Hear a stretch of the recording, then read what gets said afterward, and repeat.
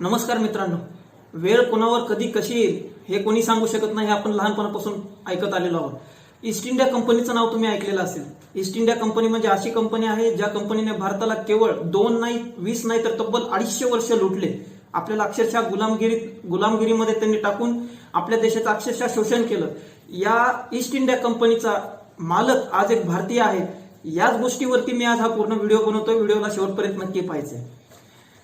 ज्या लोकांना east India company माहित नाहीये त्या लोकांसाठी मी सुरुवातीला थोडंसं एक बॅकग्राऊंड सांगतो. ईस्ट इंडिया कंपनीची स्थापना इसवी सन 1600 मध्ये करण्यात आली होती. इंग्लंडमधले काही व्यापारी एकत्र आले आणि त्यांनी इंग्लंडच्या राणीचं परमिशन घेऊन भारतामध्ये मसाल्यांचा व्यापार करण्यासाठी ईस्ट इंडिया कंपनीची स्थापना केली. त्यानंतर 1613 मध्ये त्यांनी सुरत, जे की आपल्या गुजरात या राज्यात आहे, येथे एक स्वतःची फॅक्टरी सुरू केली आणि तिथून त्यांनी जी व्यापाराची सुरुवात केली ती अतिशय खराब प्रकारे पुढे भविष्यामध्ये त्यांनी भारतामध्ये पूर्ण गुलामगिरीच्या प्रकारे ओपियम असेल किंवा मसाल्याचा असेल, निळीचा असेल, अशा सर्व प्रकारचे व्यापार भारतातून केले आणि 1600 पासून ते 1858 पर्यंत या संपूर्ण 258 वर्षांच्या कालखंडामध्ये या ईस्ट इंडिया कंपनीने जो विकास केला तो विकास किंवा ती डेव्हलपमेंट आज सुद्धा जगातील अनेक कंपन्यांसाठी एक आदर्शवत आहे.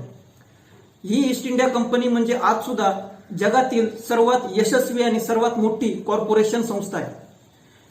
या ईस्ट इंडिया कंपनीने जेव्हा 1600 मध्ये व्यापार सुरू केला आणि त्यानंतर त्यांची महत्वाकांक्षा वाढली आणि त्यांनी भारतावरती राज्य करण्याचं ठरवलं आणि 1757च्या मार्च महिन्यामध्ये बंगालमध्ये प्लासी येथे एक युद्ध झाले. बंगालचा नवाब सिराजुद्दौला आणि रॉबर्ट क्लाइव्ह, जे की ईस्ट इंडिया कंपनीच्या आर्मीचे प्रमुख होते, यांच्यामध्ये झालेल्या युद्धात ब्रिटिशांचे किंवा ईस्ट इंडिया कंपनीने विजय संपादन केला.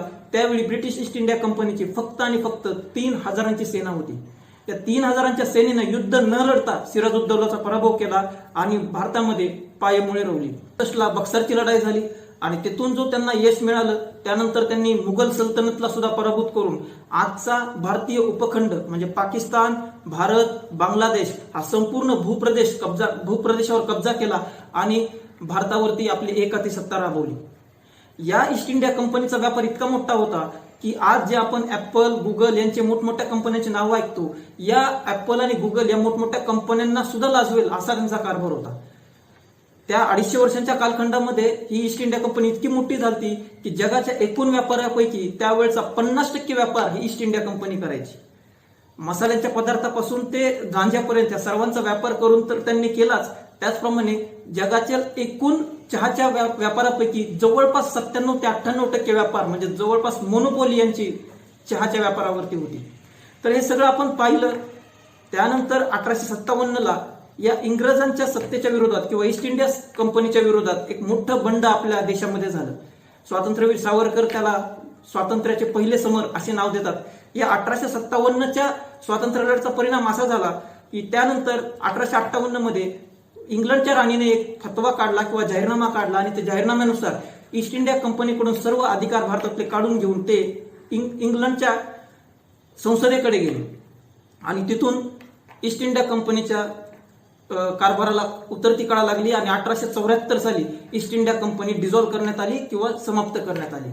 मग 1874ला जेव्हा ही ईस्ट इंडिया कंपनी डिझॉल्व्ह झाली त्यानंतर 2000 साली इंग्लंडमधील आणखीन काही व्यापारी एकत्र आले आणि त्यांनी इंग्लंडच्या सरकारकडून परमिशन मिळवली ईस्ट इंडिया कंपनी नावाने नवीन कंपनी स्थापन करण्याची आणि त्यांनी मसाल्यांच्या पदार्थासाठी आणि चहाच्या व्यापारासाठी एक नवीन कंपनी स्थापन केली आणि तिचं नाव ठेवले ईस्ट इंडिया कंपनी.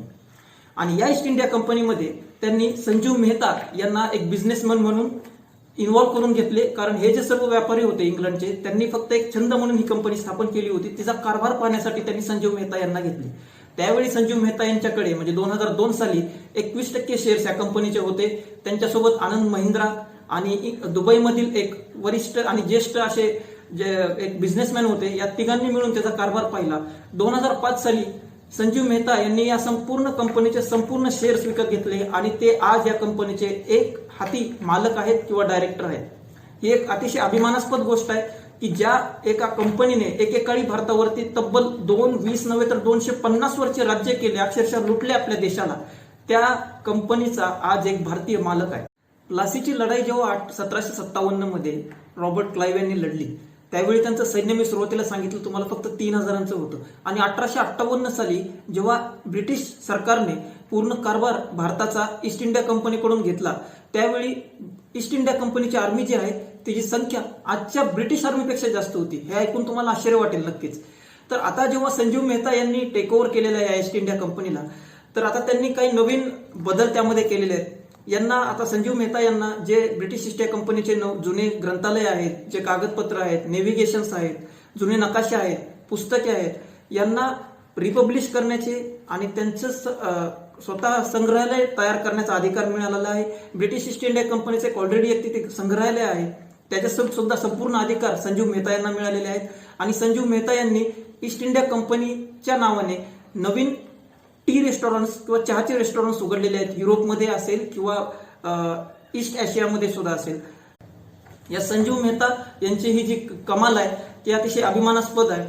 आणि मलाच या व्हिडिओच्या माध्यमातून हेच सांगायचे होते की ही जी ईस्ट इंडिया कंपनी आहे तिचा काळ एकेकाळचा काय होता आणि आज काय आहे, याच्या पार्श्वभूमीवरती आपण हे जाणलं पाहिजे की वेळ कुणावर काय येईल हे सांगता येत नाही. फक्त ईस्ट इंडिया कंपनी हे एक नामाला उदाहरण आहे. असे अनेक लोक आहेत ज्यांचा काळ अतिशय चांगला असताना आज अतिशय वाईट झालेला आहे. व्हिडिओ कसा वाटला ते नक्की सांगा. सबस्क्राईब शेअर करायला विसरायचं नाहीये. थँक्यू.